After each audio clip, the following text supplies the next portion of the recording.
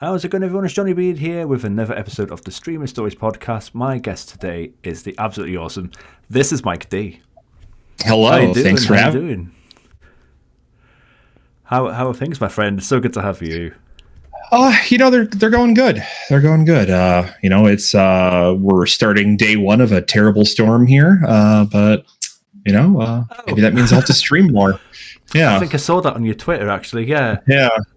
It's we starts today, and it's supposed to go through Thursday, and they're looking at for us here, it's about a foot or two of snow. So, I'm trying to think what that is again in metric. It's a lot of snow. Yeah. No, I think we do have feet here, so yeah, I think we're okay. But yeah, oh no. Yeah, a little bit. So yeah. Well, this is recorded in advance. I'm not sure when this is going to go out. It's probably going to be March, April time. So hopefully you've survived.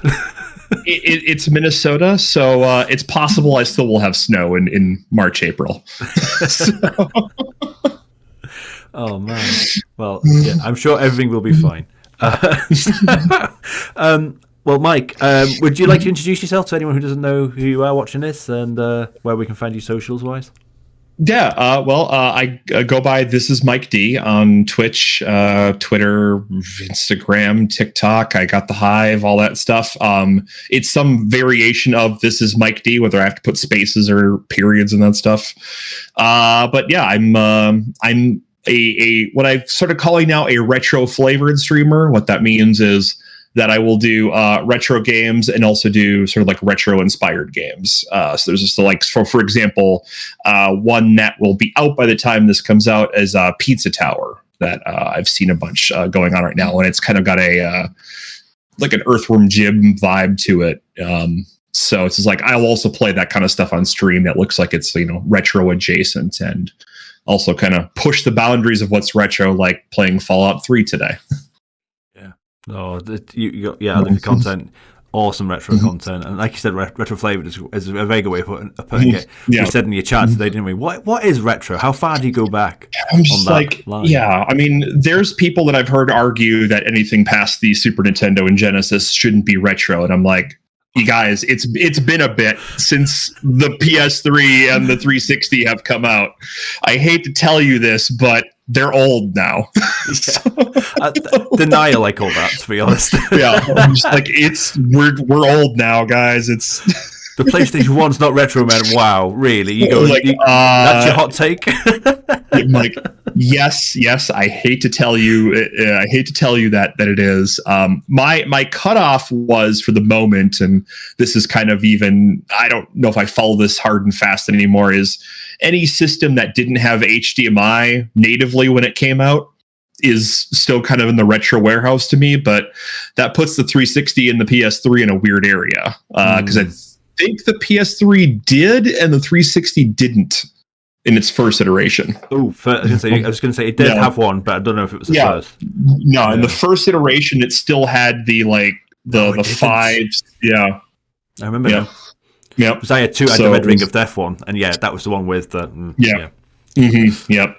Yeah, I had one of those 60 gig ones, and it lasted a good long while until it decided to take the red ring and go to Valhalla. It was goddamn red rings. Yeah. It's funny you mention that, because when I first started streaming, I've been streaming 5.5 years. I tried to class myself as a retro streamer, and my definition was anything over 10 years. But I think that it's got. I think 2 gens. I think 2 gens has got to be. Yeah. So I think you're right. Then, PS3. Yeah. But then what do you call Skyrim? Because they just keep re-releasing it every 6 months. Yeah, true.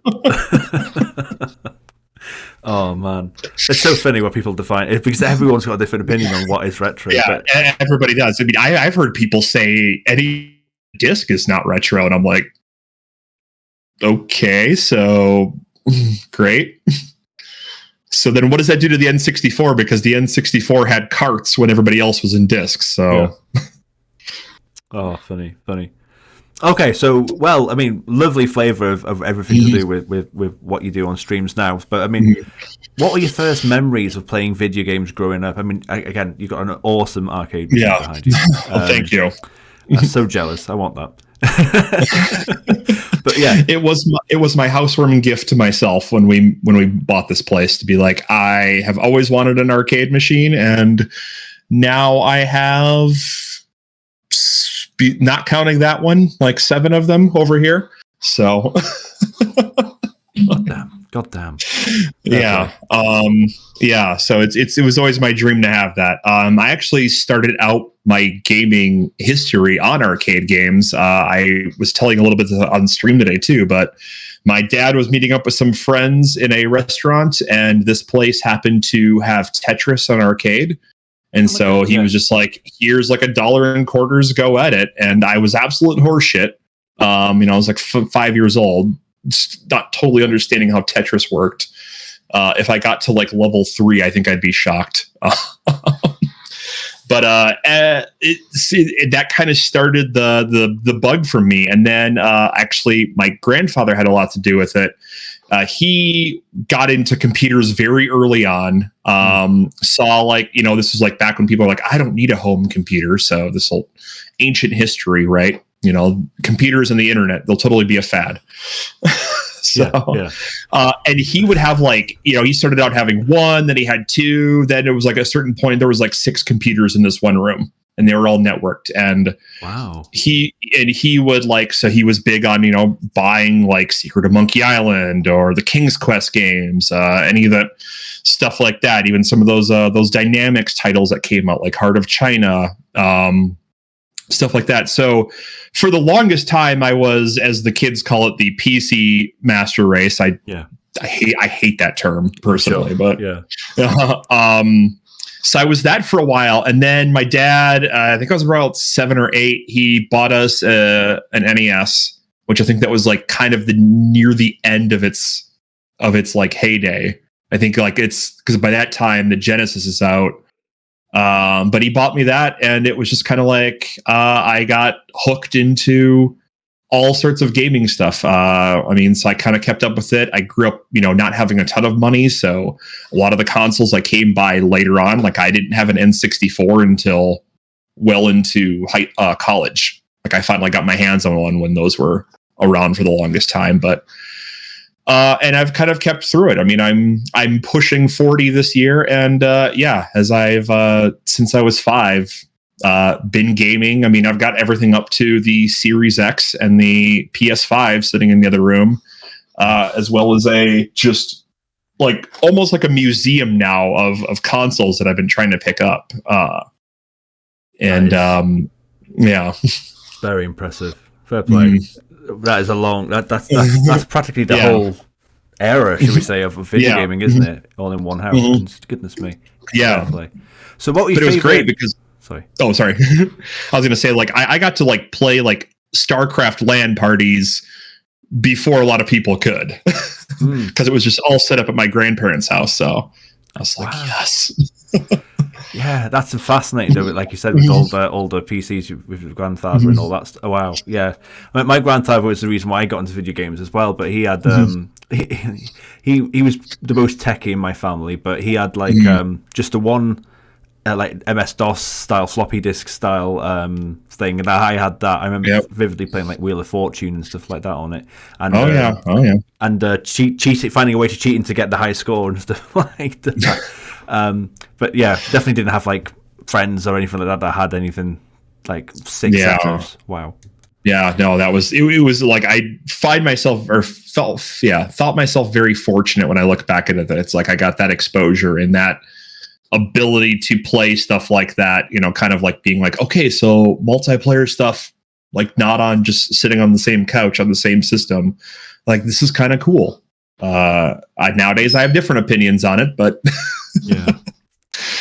But again, there was we were talking about like the PC master race thing, and that there was a massive divide, I think, in people playing either PC games or console, and we talk about that as a thing now. That's not even ended now. Let's be honest, it's still a thing now. But back in those days, you probably weren't able to have both. and you were pretty much forced to be one or the other, unless you were very fortunate. Right. So what were your favorite titles? Anyway, you mentioned Monkey Island. Sorry.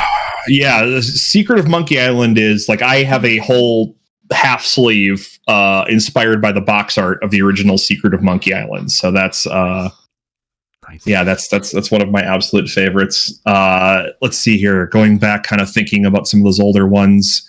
I remember loving like Legend of Kyranda.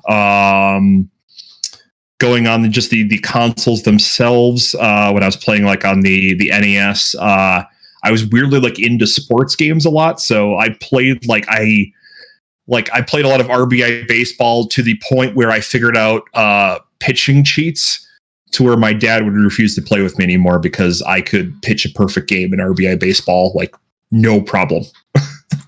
Wow. It was just a matter of like a timing thing where you would throw a curveball in a way that would trick the AI into calling it a strike, because it would just graze where their little like the pixel area that it would call it that. So I would just constantly do that and all the time and just win every game of it. Played a lot of that. Played like Bad News Baseball a bunch. I'm actually playing Star Tropics. I just started that last night. That was another one I really loved as a kid. Never got to finish. Yeah, and then on the Genesis, I'm the weirdo who was like way more into the Sonic games than I was the Mario games. Mm-hmm. That being said, Mario 3 is still probably one of the most perfect games to me ever. But also like Sonic 2 is another one where it's just like, I'll just play that just as a comfort thing. Like I'll just be like, all right, let's just speed through this and run it for the 4 or 5 hours I think you can beat it in usually. And stuff like that. I was Team Sonic. I still am. I haven't played enough Mario is my answer to that. I did play Mario 3. Played Mario Bros 1 and played Mario 3, but I've not played 64. I've not played any of the more recent titles. I need to get on them big time. Like I finally picked up the thing for the Switch that was it's the Mario 3D All Stars, where it's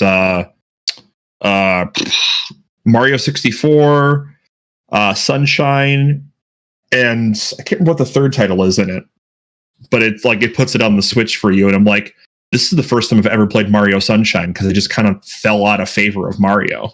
Like it just kind of gives like, all right, I'm just not into this as much anymore. It got quite interesting reviews, didn't it? I remember Sunshine coming out, and everyone was like, "Oh, it's not as good as the old one." It really divided fans. I think now it's kind of favorable again, but I mean, I remember it coming out and not being so. Yeah.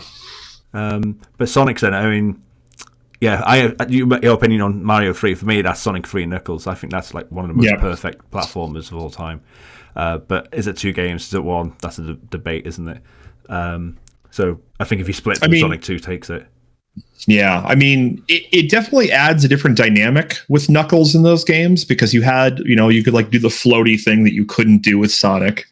So you have like those big just chasm areas, and you're just like, oh god, I hope he just lands and not in water or something. And you just like take Knuckles and just be like, and here's the slow little descent into the end of the stage. Yes. All right. Have you played Sonic Origins yet? I have not. No, haven't got a chance to get my hands on that. Yeah, it's very interesting. Because obviously, without mods and cheats and all that stuff, it's the first time you can properly play Sonic 1 with Knuckles. That was an experience, actually. Yeah, it's quite interesting. I do recommend it. Although the price was when it came out. A little bit suspect. I don't know if you've ever gotten a chance to play this, but there actually is a Sonic game that was made for the Master System after the Genesis ones. Not yet. It's on my list. Yeah, it's quite different. It's probably on the same par as Sonic 1 as far as it's like you're limited to what you can do. You know, like in Sonic 1, I don't think you had the spinny thing into the enemies, just going like that. Like you still had to kind of jump on people, and it's on that same wavelength, where I go back and try to play Sonic 1, and I'm just like, oh, right, I can't just run into these people when I'm in a ball. Yeah. Anymore. When the spin dash was introduced, like, Yeah. game changing. Right. Yeah. I'm just like, oh, this is changing it now. It's not just another Mario thing where I have to jump on everything to kill it. Yeah. Yeah. Wow. So, so you had both console and PC growing up then. And I mean, you made your way through all the gens really. So what was first then when it came to the next gen? Were you N64? Were you PS1? Were you Sega Saturn? So the very first console I bought on my own was the PS1, and I feel like I actually bought a PS1 and then got a used Dreamcast at the same time. Like a family friend had it and they decided they didn't like it. So I had them both and actually favored the Dreamcast over the PS1 initially. Now going back on it, it's just like the PS1 just has so many iconic titles to it that it's a hard argument to make that I think that there was a better system in that era than the PS1. I certainly didn't care for the N64 when it first came out. There's definitely some challenges I think that system has. I've been trying to get my way through Conker's Bad Fur Day, and the camera angles on that game just kills it for me.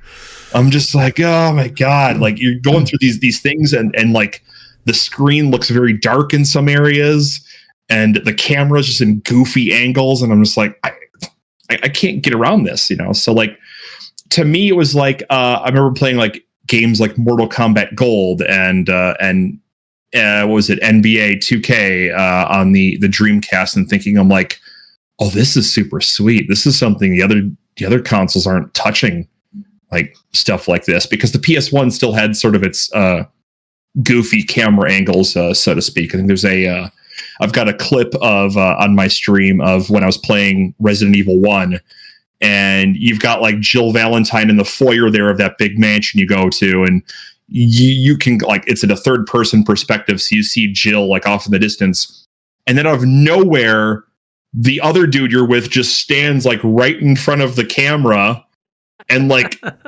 twists his head in this weird way, and it's just like you see every little damn detail of the art, and you're just like, oh Jesus Christ. Oh wow. I love Resident Evil. But yeah, camera angle, PS1 and 32-bit, or no, it was 64-bit, wasn't it? 64-bit 3D games, camera angles. Yeah, I don't think any game got it right in that era. It took a lot of time. No, it took a lot of time, yeah. Like there was still some of that residually into the PS2, I felt like. Yeah, agreed. Like one of my favorite PS2 titles is Shadow of the Colossus. But even that has got some janky camera angles at times. Yeah, that's right. I remember that was another one I didn't finish for that reason. I was just like, all right, I'm done being motion sick by trying to figure out where I'm going. God damn. Yeah. Well, you know, tried and tested and eventually perfected as time went on. Yeah. So yeah. Oh. Wow, there's a lot of games you mentioned there. Where can we go? I mean, I'm a huge Resi fan. So, and we were on your stream before, and we were talking about those classic moments. So, talk us about your first experience playing Resi. Was it Resi 1 was your first? Yeah, Resident Evil 1 was probably one of the first PlayStation games I got my hands on, and I will still remember to this day starting that game up. It's nighttime. It's a thunderstorm. Okay. It's like nowadays this probably wouldn't affect me in this way, but I'm around, you know, like, oh shit, there's a zombie. Oh shit, there's a zombie. Jump scare. And then I made the mistake of opening up the front doors.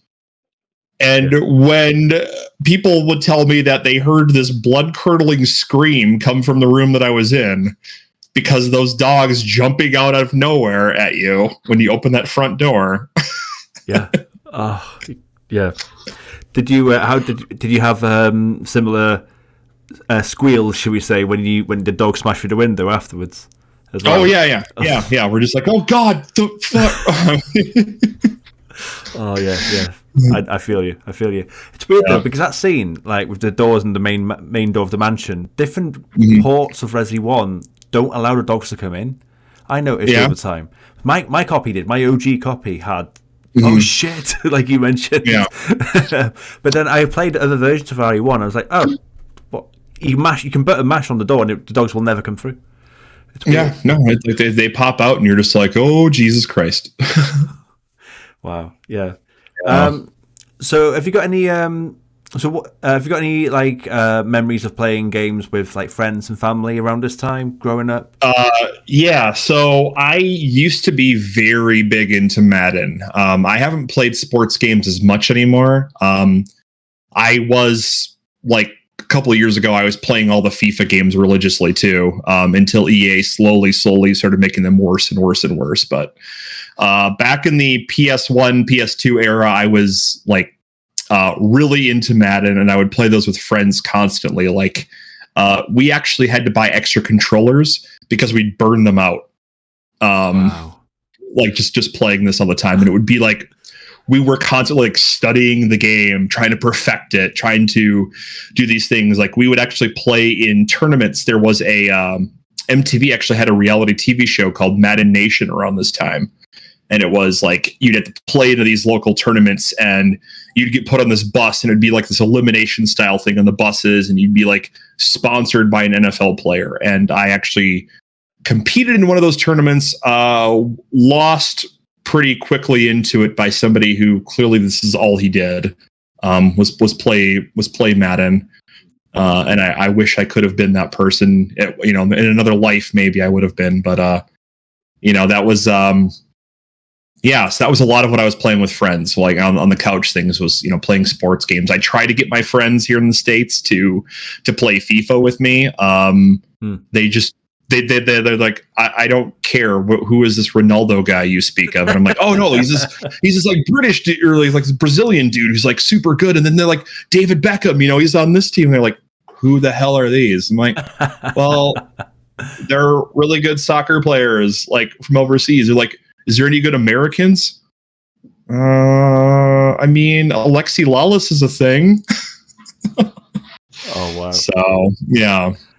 But nowadays I feel like it's a lot easier to convince, American friends to be like, yeah, let's play some FIFA, and we're going to try to take our piddly MLS teams to the promised land. Yeah. Goodness. Yeah. So did you, if you played a lot of FIFA in those days, I tend to find when I speak to people about FIFA, I was a big FIFA guy. I'm a big football fan myself, as in soccer football fan. And you tend to find people are drawn to one FIFA game. Is there one for you? And which one was it? It was one of the ones in the PS1 that I specifically remember. And I want to say it was 2006, if I'm not mistaken. It might have been, or was it earlier than that? It was one of the ones that was a World Cup edition. Oh, okay. Yeah. And I specifically remember like the soundtrack was a banger on it. And it had a lot of like weird, interesting modes in it, because it was like, this is before FIFA was had like MLS in it. Like I think so around this time, if it's either 2002 or 2006, MLS is very young. Like it's a novelty still at this point. Nobody's really going to MLS games, so EA wasn't messing around with it. And instead, if you wanted to play an American league, they had all these made up players in like an indoor soccer sort of thing that you could play on artificial turf or on cement or like all these weird things that I'm just like, this isn't real. Like this isn't a thing that exists. Like, there's no professional indoor leagues that anybody cares about enough to like that they would actually warrant being in a video game. So of course the rosters, the players are all made up.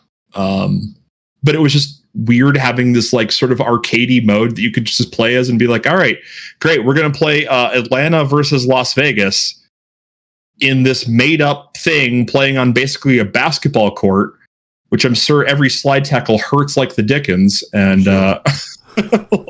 just imagining that being real. God. Yeah. I'm just like, wow. But and that's, I think, like it stood out to me because it was just this weird mode that I ended up like, I hated it and then became infatuated with it. Like, I was just like, I'm just going to get good at this now. So.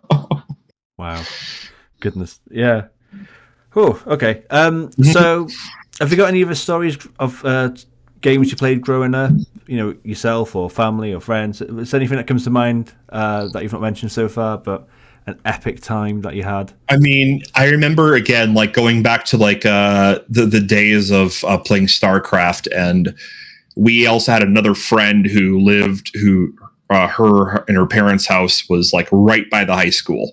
And we would go over there like once a week. And they, again, had the setup where it was like 6 computers all networked in the house. And it was like a constant thing. It would just be like playing StarCraft and, being like, all right, we have to have our draft system. It's 3-on-3. Who's on what team this time? And just playing those from 3 p.m. until well past curfew. Just being like, we're going to have these epic showdowns of just constant battle going on. And I remember one time we had one that was so wild, it crashed one of the computers.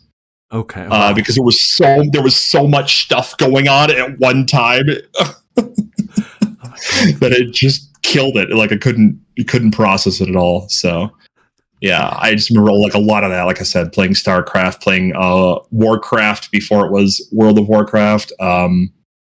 Yeah, all that kind of stuff. It was good times. Yeah, good times. Wow. So, is there anything that comes to mind? Consider, especially, it'll be an interesting question for you because of your extensive video game knowledge and history and collection. Is there like a worst game you've played? Is that something that is easy to answer?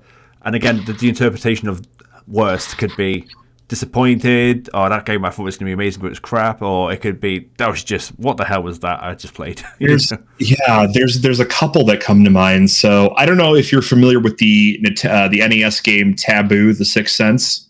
No, I'm not. No. So it's effectively a tarot card simulator is all it is it just reads tarot cards. But this was a game that they marketed as an adult party game. And not like adult, like it wasn't like, oh, you're going to play cards and fuck or anything like that. But yeah. But like it was like, geared towards adults. And my video store had it. And the cover of it has like this weird sun and a wizard on it. So I'm like, oh shit, okay, great. This is going to be some sort of like magic game. No, it's just tarot cards. And I rented it and I'm sitting here like, what am I supposed to, what's happening? Type in your question. How do I play this game?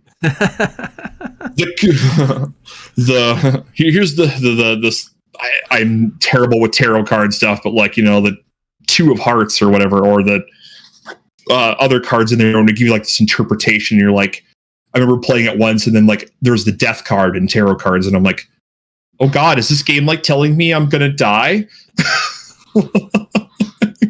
Okay. So that was a terrible one. There's a couple other I never played the Jaguar in its iteration, but I got to play some of those games in the last couple of years. And I don't know if you've ever seen Missile Command 3D. No. But it is an absolute terrible game. So the concept of Missile Command, is you got these like little streaks that come down from the sky, and you got to shoot the little missiles to like make the explodey things happen. Right. It's a very linear game. It doesn't take a lot of effort. Now imagine that in that style of the N64 graphics. So all the kind of that hexagon nonsense. And this is happening all around you in a 360 type thing. And you need to figure out where the hell this is all happening. So you're just like, I can't. Like, this is too much to deal with. And it was just like Atari had this problem, right? Where they were like, well, remember this game was super successful in the 2800. Let's keep remaking it for new systems and then doing more shit to it. They did it with Breakout. They did it with I don't know if they did it so much with Tempest, but like they did it with Missile Command. And there was a couple other titles where they just kept re-releasing it for every console. And it was just like, you guys, no. Goodness, no. Wow. Those are some stinkers, that's for sure. Yeah. Wow. Okay. So, what are you playing right now? Offline, online? What you going to at the moment? So weirdly enough, I play a lot of modern games. Like I stream a lot of retro. When I'm not streaming that right now, I've been playing a lot of Marvel Midnight Suns. That's one of those games that it's just like, it got great reviews. They did a terrible job of marketing it. And it's just like, imagine it's basically XCOM as a card game, but also a whole bunch of Marvel lore. And it's sort of got a friendship simulator thing going on in it too, because you got to make friends with all these characters. But it's really awesome. Yeah, it's basically, it's like, this is XCOM, but better, because you now have the option to have all these abilities for all these characters. So like, okay, you can have a Wolverine Berserker type mode, or, you know, some crazy thing where Iron Man just has a parade of missiles he'll launch at certain baddies, versus XCOM was very much like, all right, you have two things. You can run, you can shoot, you can try to gather this intel or save your squad mates. This is a lot different, requires a lot more strategy in it, I think. I'm also playing Cyberpunk 2077, and I actually have a season of NBA 2K23 going on right now, where I'm trying to make the Minnesota Timberwolves good. It's a challenge, because Minnesota sports teams are all terrible. So, yeah, that's a lot of it I've been playing offline.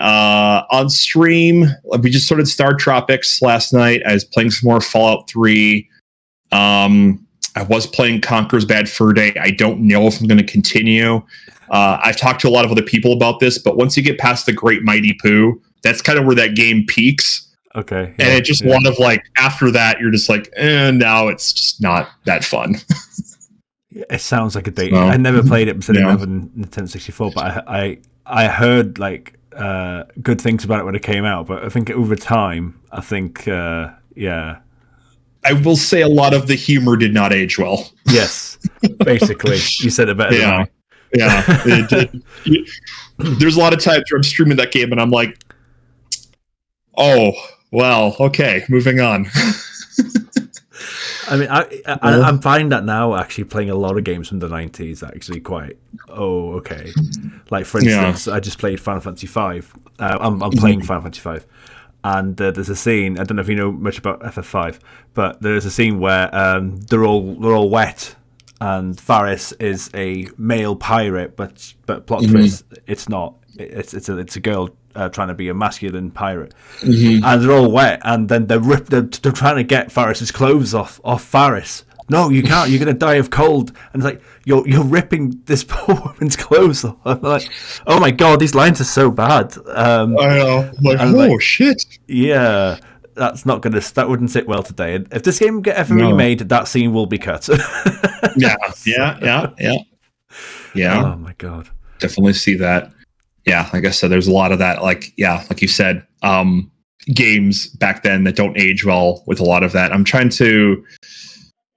God, there was a couple other ones where it's just like, oh dear God. Like, I don't know if you ever remember in the PS2 original Xbox era, there was a couple of games that got released where they were like, I'm sitting here like, what were you thinking? BM Triple X is one that comes to mind. Of this just array of games that were just like, hey guys, we can put boobs in video games, but like actual boobs. And I'm like, guys, that's like super pixelated crap, right?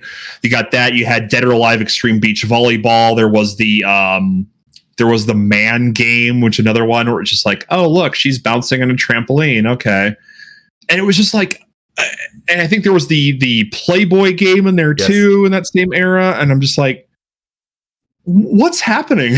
Like, I'm not a prude by any means, but like, what? There's Leisure Suit Larry as well, wasn't there? Playboy yeah, that was a game I played way too young. I just thought it was about suitcases. Yeah, I'm like, what's happening? What? I don't get it. You know, playing the very first Leisure Suit Larry, like, 'cause it was in the heyday of Sierra Online. I'm like, I don't understand. Like, he just needs to be nicer to these girls. Maybe they'll talk to him. Oh no, he's got some other problems. Oh. Oh god. But I mean, like, sexuality in video games, it's been in there since the 80s though. There was like some pixelated stuff in the 80s, wasn't there? Oh god, there was some I can't recall, but yeah, there were some games in the 80s that were like, it's been a thing since then. there was the I think it was one of Sierra Online's very first games was a text-based one, and it was called like Softcore something whatever, but it was supposed to be a text-based like some sort of like saucy party game, but it was all just in text. So it was all just like, oh, she's wearing nothing but a bikini. Oh my. I want to say it was called like I think it was like Soft Porn Adventures or Soft Core Adventures or something weird like that. And it's like the cover art is Roberta Williams and some friends in a hot tub wearing next to nothing.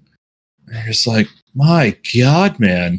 Like, again, I'm not a prude. I mean, and it's still going on. If you played the Witcher games, like a third of the Witcher game is just like, all right, we're throwing down, and I'm going to collect cards every time I sleep with somebody.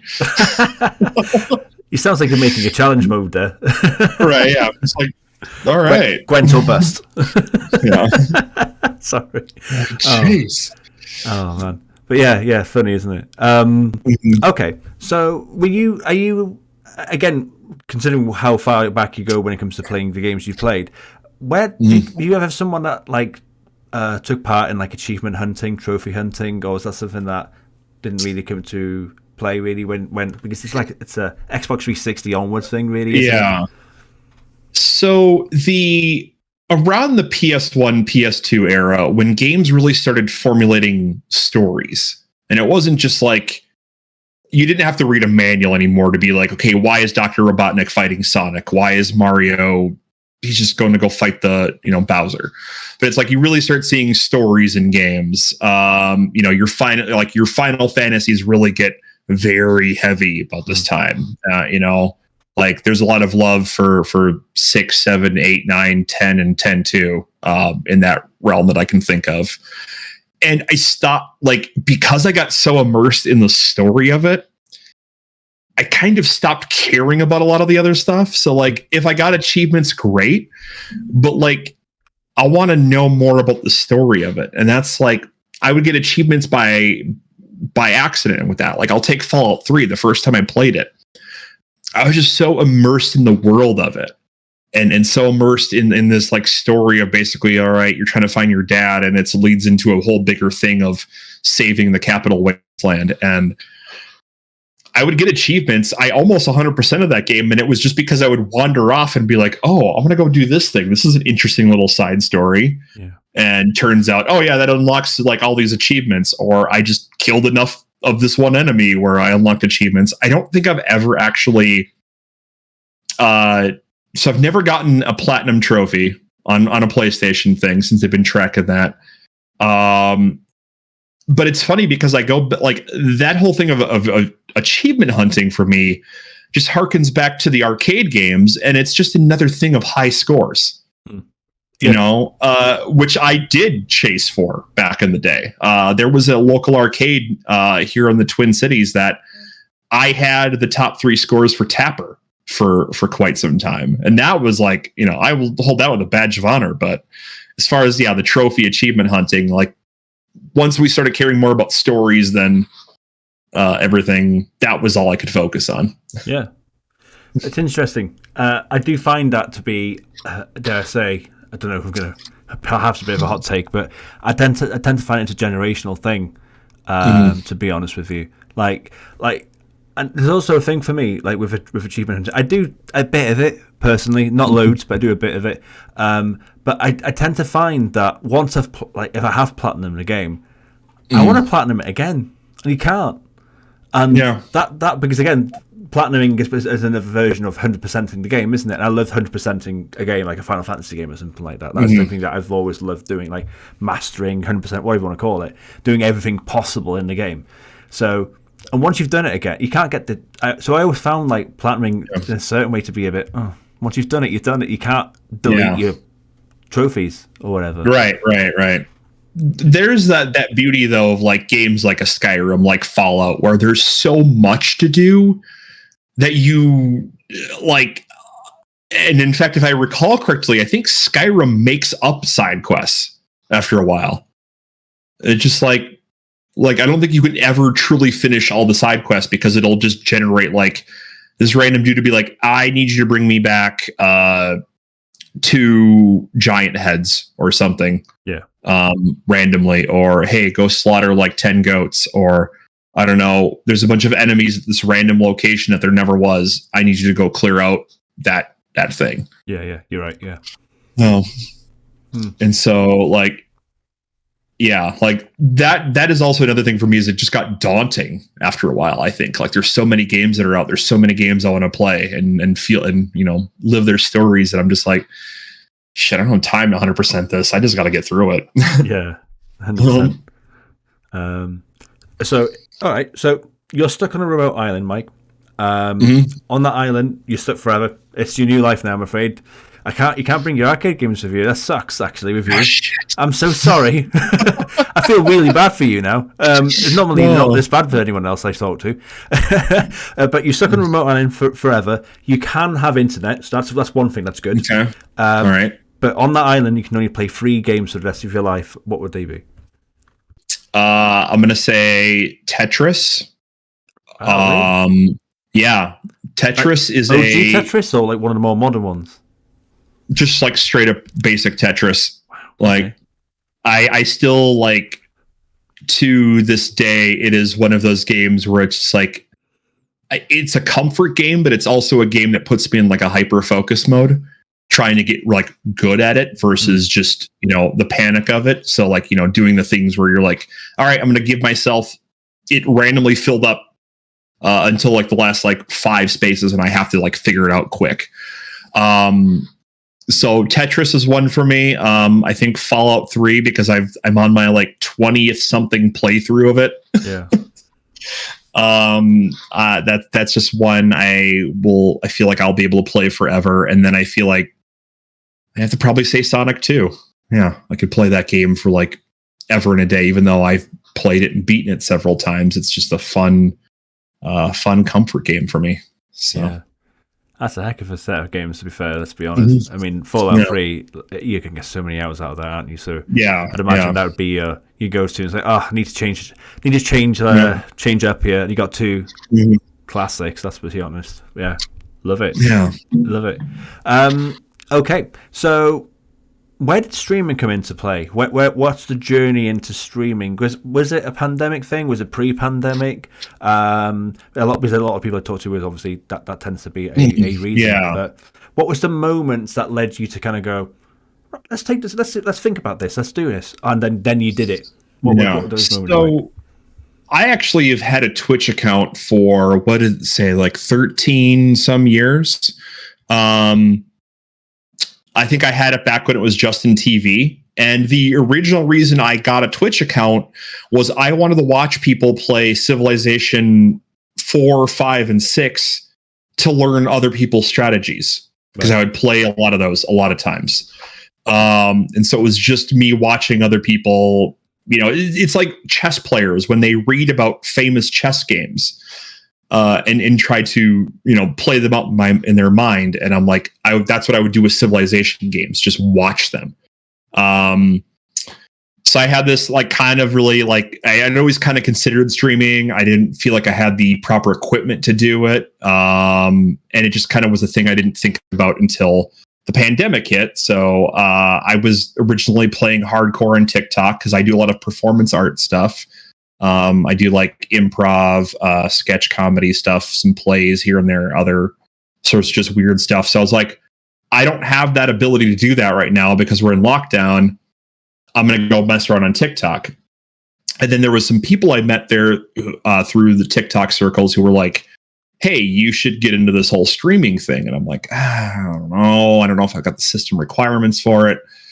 So I started tinkering around with it. Trying to see if I could make things work.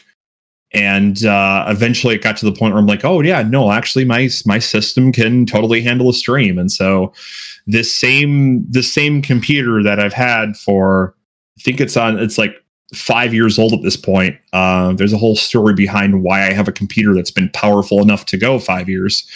Yeah, it just works just fine to do it. So we started out things, and I did not start out as a retro streamer. but it was a combination of playing Secret of Monkey Island on stream and also playing the first Legend of Zelda on stream. And I'm like, kind of looked at myself. I'm like, I think this is what we're going to do now. I think we're, because everybody's a variety streamer, right? Yeah. And it's so like, people say they're a variety streamer, and then it's like you actually only play like 3 games, like, or they're a variety streamer, and it's so random. It's just like, all right, what are we getting today? Are you playing a sports game? Are you playing an RPG? Are you playing some fast-paced arcadey style game? And that was what I was. Is I just was playing random stuff until I kind of about 2 months into it. I'm like, all right, I think we're going to do retro now, and then a year and a half later, all that's going on now as far as a console museum and whatnot. Oh, it's so awesome! It's so awesome. Mm-hmm. What was your first game? Was it one of those games? Was it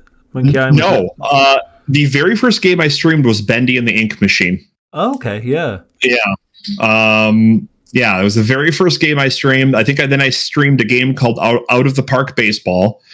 Where I just did a thing where I was playing as a sports announcer while I'm playing this game, and I was reliving the 1965 World Series. And it's Out of the Park Baseball is very different because it's a strategy one where you don't actually you don't swing the bat. You're not there to field the balls or pitch or anything like that. You're just maintaining field strategy. Right. Yeah. In it. So it was very easy to just be like, I'm going to, play an announcer during this game. And like I said, I got into those retro ones and I'm just like, no, I think I really want to get into this world now. And I've just kind of, for the most part, stuck with it ever since. Wow. What was the time? What time were we looking at then in terms of first stream to, right, okay, retro, I'm going to just do this now? I think I was about 3 months in. So I made affiliate within a month. Of doing it, and then about 3 months in, it was just like I remember making a comment on stream about how people are like, somebody asked me like, oh, how do you feel? And I'm like, I've played a couple of them, I've never finished one. And people are like, why don't you finish a Zelda game on stream? And I'm like, okay. They're like, which one are you going to play? You should go play Ocarina of Time. You should go play this one. I'm like, why don't I just play the first one? I'm like, just start where it all began, right? And then I'm like, yeah, no, this is what we're doing now. Yeah, fair play. I remember I started off with about 5.5, coming up to 6 years ago now, and I always wanted to be a retro streamer, because I thought back then there weren't as many streamers, and I stupid naive me was like, there's not many of people doing this. There's not many people streaming retro. I'll be great at this, and eventually. But now I do retro and variety. But it's a very unique niche, And speaking about that, actually, congratulations again from last year. Last year you won Best Retro Streamer at a Streamer Awards. I did. So talk us about that. Actually, what was that like for you? That was just a lot of competition. It was kind of wild, to be honest with you. I didn't even know, when somebody was like, hey, you're nominated for this. I was like, what am I nominated for? I didn't know about what it was. I'm one of those strange people who, people will be like, oh, there's this and this stuff going on. And I generally don't pay attention to, a lot of, people be like, oh, I watch this big name streamer's streams. And I'm like, who's that? What? Yeah. And so again, I didn't know about this.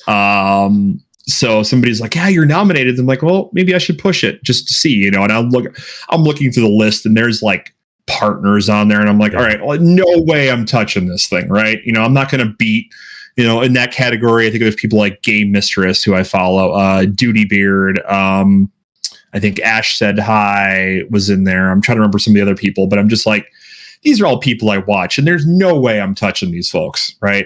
And then finding out that my phone blew up because I wasn't going to watch them, and some of my mods and other friends of mine were watching it, and they're just blowing up my phone. They're like, "Oh my god, did you see this? Did you look?" I'm like, "The fuck?" It's kind of taken aback, what? How? How did this happen? Wow. So it was like kind of neat. I mean, it didn't end up blowing me up by any means. It got me a couple of connections with folks. Definitely some people I wouldn't have met before. I wouldn't say it was a bad thing for me, but it wasn't like, it wasn't like you think of something like that and you're like, oh God, I'm going to blow up to like 5,000 because, you're watching that person stream. And she had quite a big following. And so it was just like, you're thinking, oh man, maybe I'll just blow up. That didn't really end up happening. But again, I'm not mad about it. I am grateful for everybody who voted for me on it. It was wild to, just even have that opportunity. Like I would have been fine, just being nominated was like, geez, really? You all think what I'm doing is that good enough? No, it was awesome, man. It was awesome. By the way, just quickly shout out to Game Mistress. We have had Game Mistress on the Streamer Stories before. She's absolutely awesome. I love Game Mistress. She's amazing. But yeah, it was. I mean, I think I voted for you as well. Actually, sorry, Game Mistress. But for similar reasons. Again, in terms of size, we're similar, should we say? And it was just so cool to see that. I was like, oh my God, I'm so proud of Mike. That's so cool. Fair play. And like you said, in a certain way, it was just nice to be recognized, I think, more than anything else, isn't it? Tumbling, I'd imagine. Yeah. I mean, because there's a lot of like, as anybody will tell you, there's a lot of work that goes into streaming that's not streaming, and that doesn't get recognized enough. And I think that's what I kind of like, for the first time, really put it in my mind that like maybe this is all worth it. Like all this effort I put in, all this research and getting things set up properly. Because like I don't know how your console situation sits for all this, but I have a cord and wire hell going on to have all this the way it is. I have learned more about video adaptation and all that stuff than I ever thought I'd know. More about video editing than I ever thought I was going to care about. Audio engineering, like all this stuff that a lot of these hats you have to wear as a streamer. But yeah, it was like, okay, maybe this is all just not a crazy thing, and maybe what I'm doing here, there's some value to it. So you are right though. Like, how many hats do streamers wear? And I really don't think people realize, do they, how many jobs you do as a solo person, should we say? Yeah. So do you have any like favorite streams, any favorite memories, any like moments that come to mind where you think, oh, that was so good when that happened?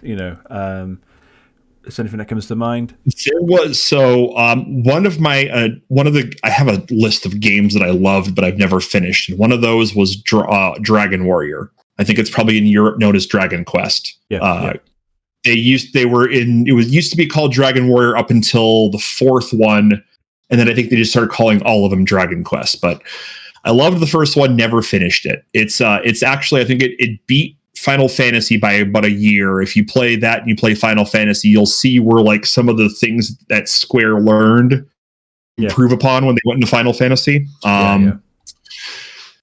And I never finished it. And finally finishing that game on stream, like it doesn't have like any sort of like magical ending to it, but it was just like, I don't know why, but it was like one of those moments that I got like weirdly emotional. Like it was just like trying so hard to get through this game and just being like, oh God, we finally got into this castle and I've never been here before in it. And now I got to fight this thing. And I don't even know the strategy of it. And weirdly enough, like I only ended up having to fight the dragon lord, like I want to say 5 or 6 times before I was able to finally defeat him. And it was just like, again, weirdly emotional. Like, oh shit, like we did this. That's awesome. Yeah. Oh, I forgot to mention before, actually. Yeah, so you were mentioning obviously your whole setup. I mean, do you emulate at all, or is it all OG hardware? No, actually, so this is the classic debate in retro streamers, right? Most of what I do is emulated or it's modded. So like my N64, I have an EverDrive in it, so I can play all those games there. My Saturn has Pseudo Saturn Kai in it. I do a lot of stuff off of a RetroPie. There's a lot of other, I think I've got Free McBoot for the PS2. There's other stuff that I've got about.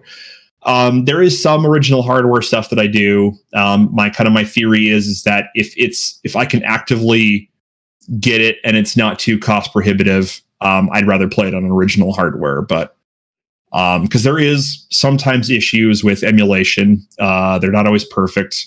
I'm running into that right now with the Saturn, trying to play like Maximum Force and Area 51. There's some weird stuff that I'm like, okay, I know that's not right. Yeah. But yeah, I would say most of it is emulated.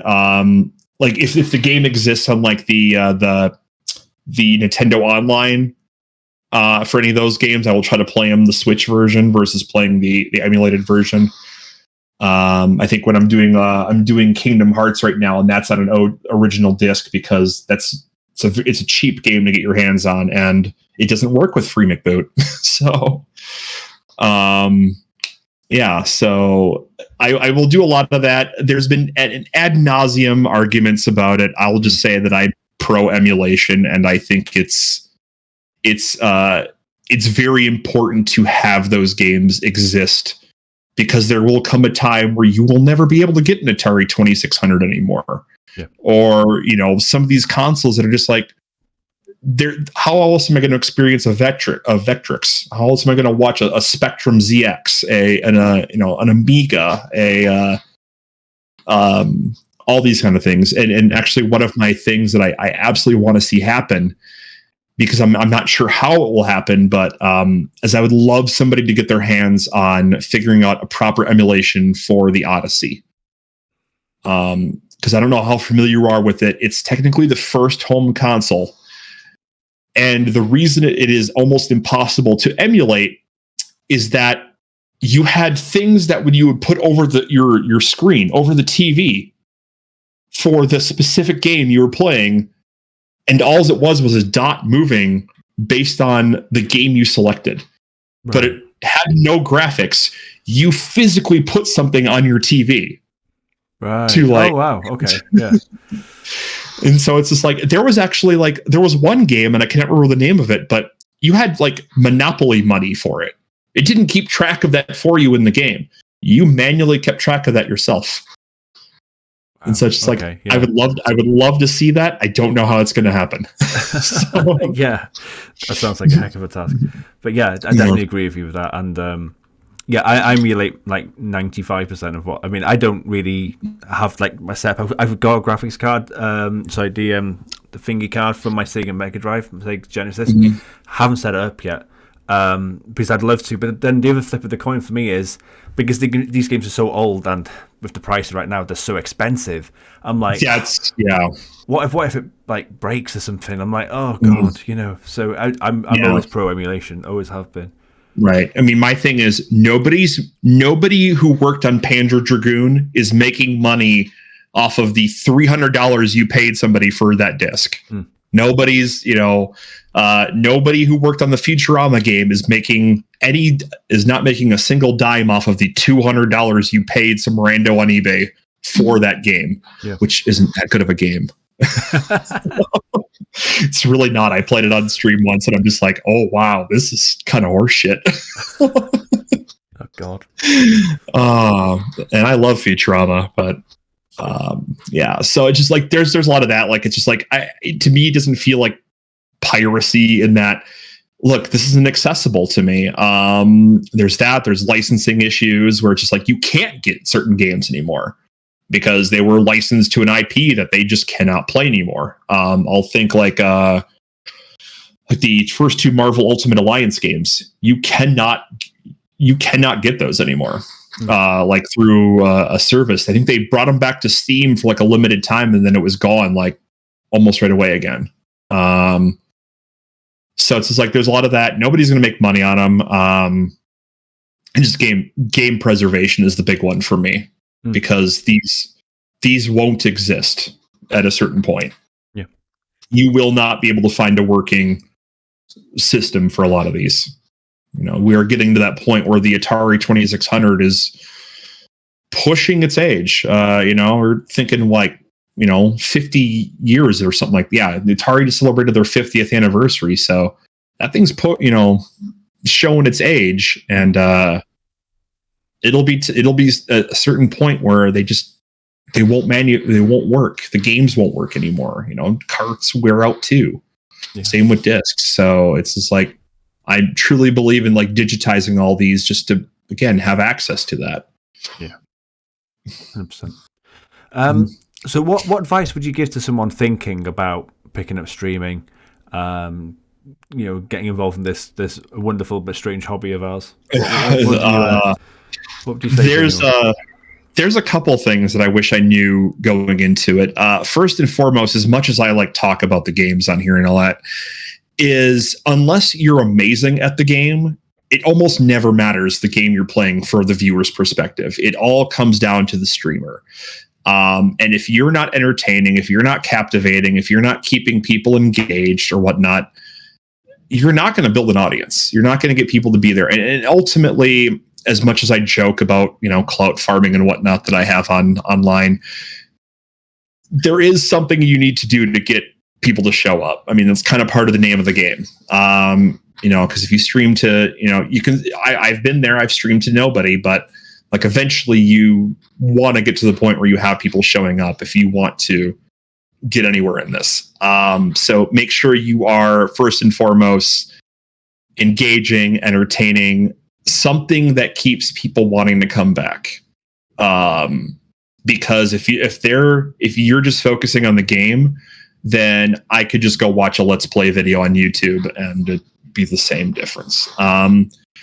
If you're going to start upgrading stuff, I would say your very first thing you should upgrade is your sound. Your microphone should be the very first thing that you upgrade.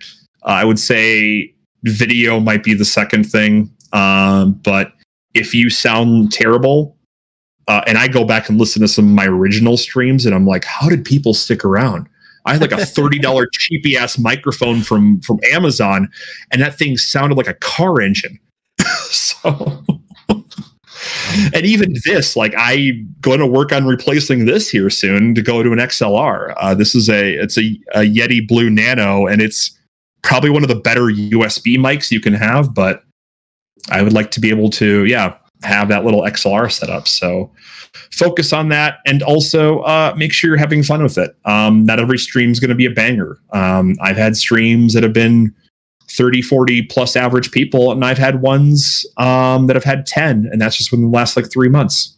There's so many factors that are go into it.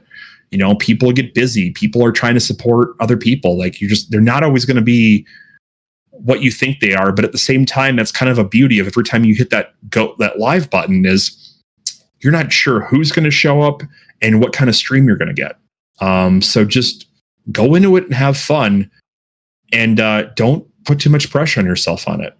If you want to go play, if you want to be like, I'm only playing Dead by Daylight, then you go and stream Dead by Daylight and all that. Your community will be there.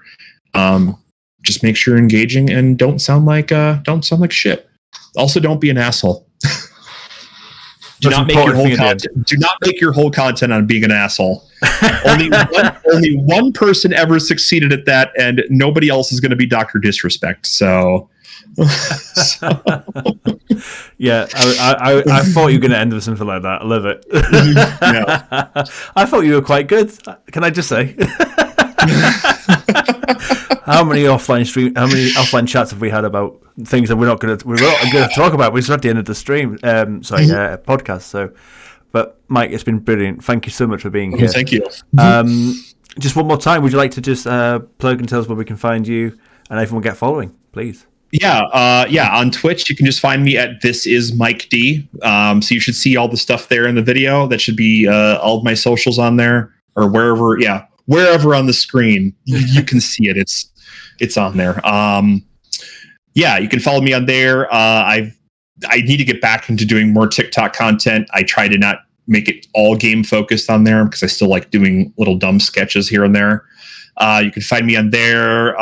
Instagram, I like to post a lot of like just stuff of like retro hunts I'll do, or other weird things that I come across. I don't have any of the performance stuff, doesn't exist all in one place, but it's out there on YouTube somewhere. Brilliant. Awesome. Thank you so much again, mate. That was excellent. Really enjoyed that. Thanks for having me. Awesome. Right. Well, that's it. So thanks so much everyone for watching. Take care. Bye bye. Thank you.